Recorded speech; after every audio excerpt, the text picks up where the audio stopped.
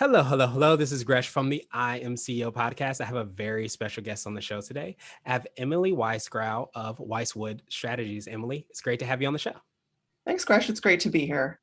Super excited to have you on. And before we jump into the interview, I want to read a little bit more about Emily so you can hear about all the awesome things that she's doing. And Emily is the president of Weiswood Strategies Ltd, which helps mission-driven organizations increase contributions and deepen donor engagement. Emily works with leading nonprofit organizations on strategic fundraising communications, bringing 25 years of experience in fundraising, marketing, and nonprofit management. She is a graduate of Vassar College and American University. Emily, are you ready to speak to the IMCO community? I sure am. Awesome. Well, let's do it then. So to kind of kick everything off, I wanted to hear a little bit more on how you got started, what I call your CEO story. Sure. So I worked, as an employee of nonprofits and colleges for close to 25 years before I launched my own business. And I moved up through the ranks, and then I kind of hit a little bit of a ceiling and realized that I had two options. I could either continue working in-house and manage a bigger team, which I did not really love doing, or I could go off on my own. And I decided to do that, inspired in part by my husband, who had started his own business shortly, maybe a year or two before I did. And he was so happy that I thought, I want that. So I decided to take the plunge, and I launched Weiswood Strategies about 18 months ago. Nice. I definitely appreciate that. And yeah, it's great to kind of see, spouses or people we love and care about, have so much fun and enjoyment, but definitely, feeling like we are attracted to that and wanted to also take that leap sometimes so that we can enjoy that just as much. Exactly. Awesome, awesome, awesome. So I wanted to drill down a little bit more. I know we talked a little bit about the 25 years of experience, and I imagine that has helped you out tremendously in growing your business. Could you take us through a little bit more on what you do and how you serve the clients you work with? Absolutely. So Weiswood Strategies works with nonprofit organizations, including colleges and universities. And what we do is specialize in fundraising communications that help to deepen donor engagement and increase contributed revenue. So what we do is we strategize on communications. We do a lot of writing. We work with designers. And really, it's all toward fundraising effort. So we really specialize in those communications that support fundraisers who are out on the road, meeting with donors or alumni. We do direct mail appeals, do cases for support. We also report back to donors. You can't just ask them for money. You need to tell them how that money was spent and make them feel that their investment was worthwhile. So we do impact reporting as well. And we're really, we're specialists. We're not traditional fundraising consultants, and we're not a marketing agency. We live in between the two. Yeah, that makes so much sense. And I almost feel like that's one of the biggest and probably most foundational elements that's necessary for nonprofits to be able to have those things in place. And I love that fundraising piece, but I love how you mentioned as well too, is also realizing the impact of being able to have and create those impact statements. Because if I'm doing something or providing revenue or donating whatever for a good cause, to know that I have made an impact and what that impact is, it not only helps out them, but I think it helps out in building those strong long-term relationships. That's exactly right. It's really vital for organizations to do that, to keep donors connected and coming back year after year. Yeah, absolutely. And I think so many times we forget that as, nonprofit leaders on each of those nuances and how they all go in line. So I wanted to ask you now for what I call your secret sauce. And this could be for yourself or the organization or a combination of both. But what do you feel kind of sets you apart and makes you unique? So I was a fundraiser before I went into the communication side. And so I really understand my clients. I've been in their shoes. I've been on the front lines of having to ask for money. So I like to say that I speak the language of fundraising. That's what sets us apart, is that we do this one thing and we do it well. And we understand what the client needs because we have been there. Yeah, that's absolutely huge. I love how use the analogy of and metaphor of it being a language, because I think so many times, in nonprofits, you get really excited about the mission and everything that you do, that you don't sometimes understand, that language and how important that language is. So I love that you kind of bridge that gap and help to empower people, but also to help them out as far as like being, I guess, that arm so that they know that they have that expertise to lean on. Exactly. Awesome, awesome, awesome. So I wanted to switch gears a little bit And I want to ask you for what I call a CEO hack. So this could be like an app, a book, or a habit that you have, but what's something that makes you more effective and efficient? Can I give you more than one answer? Go for it. Okay. All right. So the book I would recommend is The Power of Less by Leo Babauta. His advice is so helpful. It's really about distilling down. And in a way, that's what I've done in the business, right? I have niched down to one real, there's many services within what I do, but again, not a marketing agency, not a fundraising consultant. We specialize in fundraising communications. And that's the power of less. By offering fewer services, we can really target what clients need and specialize. And I think that sets us apart from others. And it's also made my life simpler. When I launched Weiswood Strategies, I offered way more. I was trying to serve for-profits and nonprofits. And you can't be all things to all people well.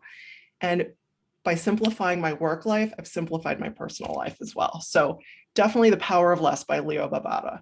The other thing I would recommend, and this is just an app that I'm sure others have, sung the praises of, but Calendly. Calendly is the greatest app to come along, in my opinion. The amount of time I have saved not going back and forth 100 emails like, when are you free? Well, can you do this date? How about these 3 times? Nope. Just click a button and someone can schedule with me. I now have a link to it in my email signature. I have it on my webpage. Everybody knows it's there. If they want to have a meeting, they just click it and it's done. And I love that. Saves so much time. So those are my 2. I could go on. I have others if you want to hear them. Yeah, absolutely. If you definitely have more, but I wanted to just touch base on both of those because the amount of back and forth that it takes to sometimes pin down a time, especially if you throw in different time zones, which is a whole nother Yes. thing too, is huge. So it's so funny. I've heard people mention that Calendly or whatever scheduling app or software they might use as if it's like their first hire because it saves you so much time that it allows you to just be present. It absolutely does. I love it. It's just made my life so much easier. Another one is, this is such a simple one and people probably have been using it for years, but using filters and labels in my Gmail. Mm. I have, 10 active clients at a time. If they're all emailing me, I need them to go. I can't look at all of them at once. If I'm working on one client's project, I need to be focused and not distracted by other clients in that moment. It just all goes into their folder and I deal with it when I get to their project. It's just great. And Yeah. you can color code, which is really fun. Yeah, absolutely. And I think it speaks to like the amount of things that you have to juggle just in general, sometimes with life, and then you add business on top of that, and then having, multiple clients to be able to kind of set up those filters and those way to kind of organize each of the correspondence is huge because it allows you to kind of be present and be focused on what project you're working on at that time, and you're able to kind of switch back over because you know where everything is. Exactly. Absolutely. And I love the book as well. I have not, heard of that book. I definitely want to check it out, but it speaks to what I think a lot of times we forget about is kind of abundant and that abundant mentality. So many times our fear in kind of drilling down and saying, this is the one thing that we do and we're going to do it better than anybody else is that we're always quote unquote leaving something on the table. Mhm. But it really takes an abundant mentality and abundant mindset and a lot of focus on saying no to a lot of things to really be able to drill down. Exactly. It gives you permission to say no to things that aren't the right fit. And I know lots of other consultants. I can refer people to them if I'm not the right one, but it's really freeing to be able to say no because you've gotten really clear about what you do and what you don't do.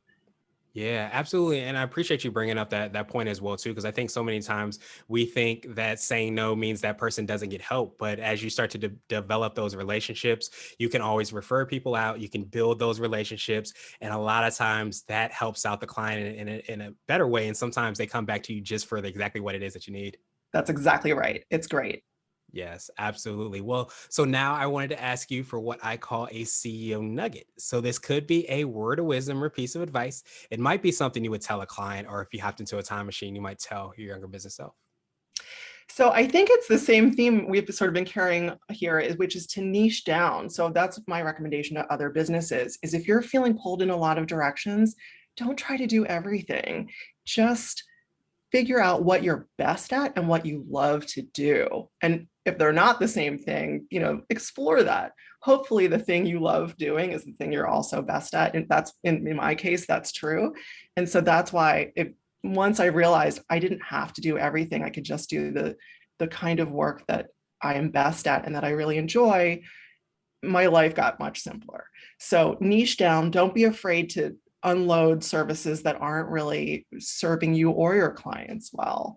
It's the best advice that I got as a business owner. And so that's my advice to others as well.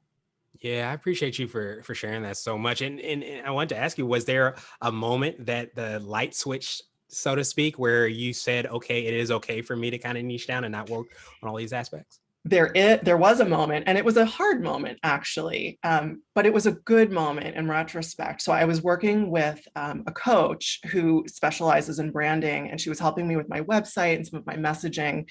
And I was trying to serve too many audiences, and she kept pushing back and saying, you really can't. You can't be all things to all people. You're gonna need two different websites if you're trying to reach a nonprofit audience and a for-profit audience with completely different service menus. And I struggled with that. I didn't want to believe her, and I got frustrated. And eventually I gave in part because I didn't want to keep paying for her to tell me this. Right. But once I accepted that, that she was probably right, she in fact was totally right. And it was such a relief, but it was a hard moment to accept because I felt like I had committed to doing this thing that was bigger, and it was okay to get smaller. Mm. And now I'm so grateful to her for helping me get there. But yeah, that was a tough day. Yeah, absolutely. But I appreciate you for sharing that, because I think so many times when we're going through our entrepreneurial CEO journey, whatever, however we might title that, is we have, and I know you work with organizations that have very, very strong missions and really want to make a huge impact on the world. And so many times we think that huge impact means serving more and more people, when sometimes it's really focusing in and doing and making the biggest impact by going deeper rather than going wider. And that really starts to create that domino effect that we start to see those really great, impactful and mission driven organizations and businesses. That's exactly right. And it's so important for organizations to have strategic plans for that reason, because it's the same process. It really helps you figure out where you're headed, who you're serving, and who you're not serving in your mission. And that's okay. You don't have to be all things to all people as a nonprofit either. Yeah, absolutely. And I think we forget too, as we kind of talked about, is that we all kind of have our own separate missions, our talents, our gifts, whatever those might be. So just because you don't necessarily serve a specific, segment or a specific person or whatever that might be, doesn't mean that somebody else can't. And as you are able to focus more on what you do, it allows you to kind of build relationships, connections, referral systems, whatever it might be, with other organizations or other people, so that they can ultimately get the service they need. Yep, that's right. Awesome, awesome, awesome. Well, Emily, truly appreciate that. And so I wanted to ask you now for what I call my absolute favorite question, which is the definition of what it means to be a CEO. And we're hoping to have different quote unquote CEOs on the show. So, Emily, what does being a CEO mean to you? Oh, one word, freedom.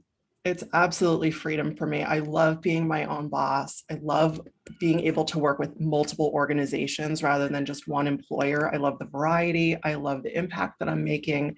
And I love being able to control my own time. Time is so valuable. Having the freedom to use my time as I want to is a real gift.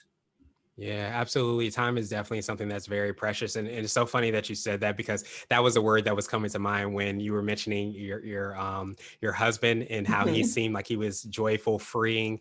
And I think, for one thing, to be able to build your business is definitely a great thing to do. But I love the hack and the nugget that we talked on as well too, because I think we feel like we have to do more. We have to do, we have to burn the candles on all ends in order to make an impact. But really, it's freeing as well too, to know that you can drill down on the thing you do best, the thing hopefully you enjoy as well too. And that really is probably one of the most freeing things that you can do.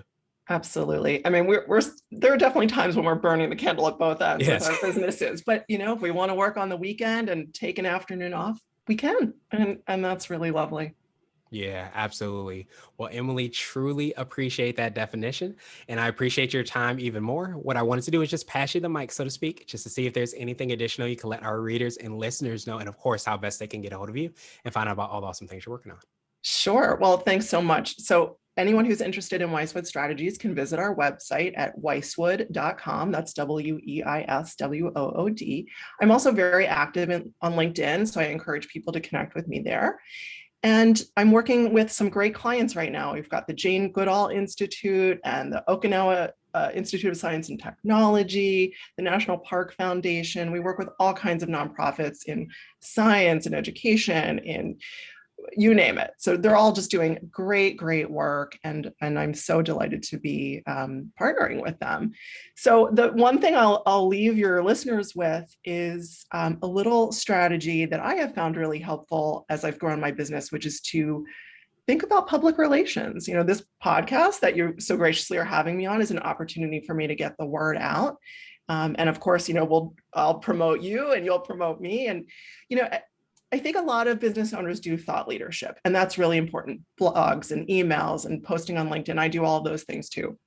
But having someone else give you that credibility, whether you're getting quoted in a magazine or a website or being on a podcast, that is gold. If you can do that, I recommend that to everyone. I think that's worth investing time and money in as a business owner, as a CEO. So I encourage others to think about that as well. Yeah, absolutely, Emily. I truly appreciate that. We will have the links and information in the show notes as well, too, so that everybody can follow up with you. But I love that piece about, the PR, the earned media, so to speak, and be able to do great work and get other people to promote it and talk about it and have you on podcasts or mentions or whatever that might be. I think so many times we get caught in, I like to say, building our own media company. But if you can find somebody's media company, their podcast or blog where they're doing great things and you're able to showcase what it is that you do there, I think it creates a really great win-win opportunity. So I appreciate you for creating one of those opportunities for us, for organizations you work for, and the impact that you're having in the community. So appreciate you again for your time, and I hope you have a great rest of the day. Thanks so much. It was great to be with you today.